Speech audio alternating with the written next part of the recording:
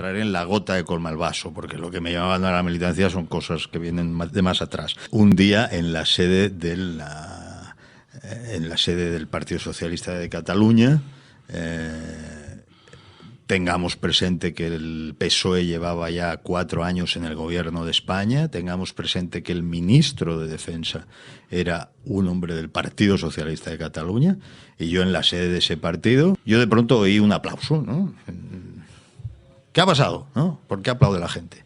No, es que ETA acaba de asesinar a Sáenz de Nestrilla. Desde Pablo Iglesias a Zapatero, el periodista Juan Carlos Girauta ha querido plasmar en la verdadera historia del PSOE la historia de las siglas más persistentes de la política nacional española, tanto sus luces como sus sombras. Este libro pretende destrenzar una maraña para ofrecer al público una historia que muchos socialistas preferirían no recordar. Porque quizás, como dice el autor, hay una tendencia historiográfica a omitir pasajes desagradables o incluso a exagerar en la contextualización para que al final no se entienda nada. Juan Carlos Girauta, bienvenido a Periodista Digital. Muchas gracias. Juan Carlos, ¿se estudia en los colegios españoles que, por ejemplo, Pablo Iglesias, fundador del PSOE, amenazó de muerte al expresidente Antonio Maura en 1910? No creo que se estudie concretamente ese pequeño detalle.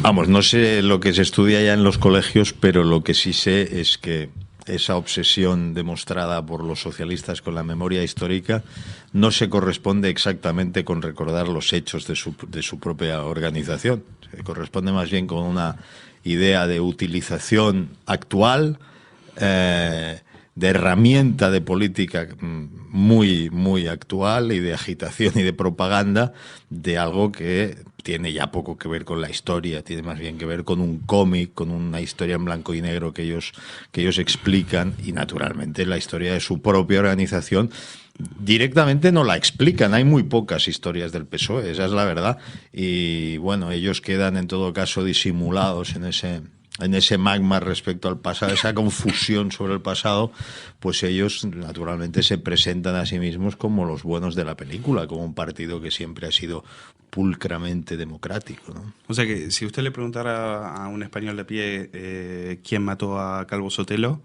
¿cree que sabría la respuesta correcta? Yo creo que bueno, no lo sé, ¿no? Pero yo creo que no mucha gente sabe que fueron militantes socialistas, ¿no? Y fíjate de que el hecho del que estás hablando es el desencadenante último de la Guerra Civil Española, y sin embargo es posible que muy poca gente conozca la identidad de los asesinos, ¿eh? Por un lado tenemos el olvido colectivo, se ha querido olvidar los pasajes terribles del pasado, el fratricidio, etcétera. Por otra parte, gente que se reinventa un poco su pasado porque a lo mejor no está muy contenta de lo que hizo, sobre todo de lo que no hizo durante el franquismo. El Partido Socialista Obrero Español no es que no fuera protagonista del antifranquismo, es que prácticamente no existió. Entonces, claro, no lo combatió. Es que prácticamente no existió.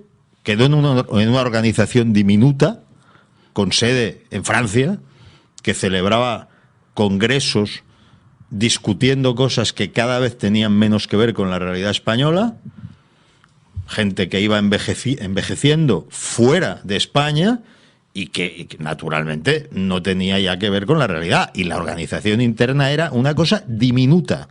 El antifranquismo en España fue básicamente el Partido Comunista de España, básicamente. Sin embargo, en el mismo instante en que se acaba la transición, en que empieza la transición, parece que el Partido Socialista Obrero Español haya sido el protagonista, y de algún modo sus siglas se cobran una deuda de la que ellos no eran acreedores. ¿Tiene algún nombre propio esa maquinaria? Sí. Mira, el nombre más importante de esa operación es Alfonso Guerra. Ese es el nombre más importante en el fondo, ¿no?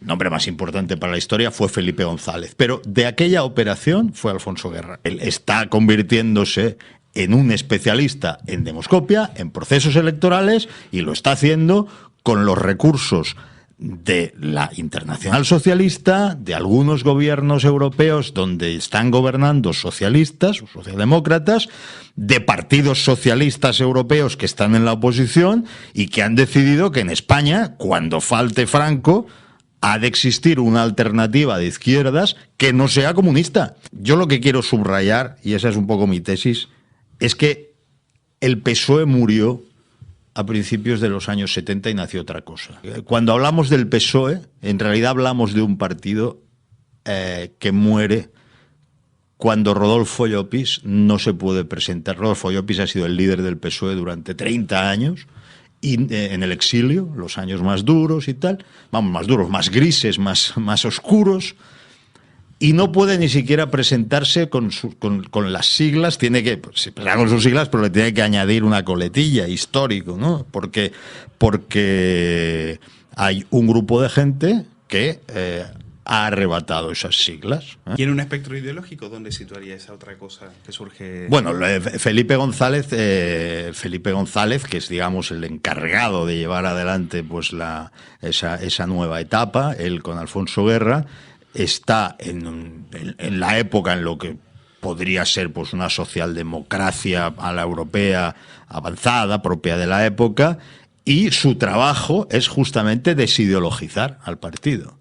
Es decir, que una vez ellos han tomado el poder en el partido, hay un pulso memorable que tiene lugar en el año 79, en el cual él pues llega a dimitir para acabar imponiendo sus tesis de abandono del marxismo, ¿no? O sea que parecería, al escucharle, que Zapatero es un producto más auténticamente legítimo del PSOE que Felipe González. No, Zapatero es un producto de la posmodernidad.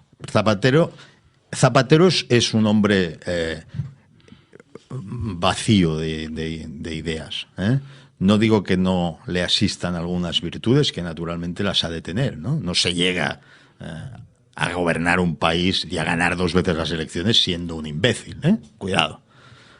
Pero sus virtudes tienen que ver, sus atributos tienen que ver con unas coordenadas posmodernas, donde la empatía personal o un cierto marketing político muy simplista puede en un momento dado funcionar, la explotación de ciertos recursos muy simples, pero no hay nada. Es decir, ahí debajo, si tú intentas ver qué distingue, qué ideario es el que distingue a Zapatero, no encontrarás nada. Y llega con una etiqueta que se llama Nueva Vía.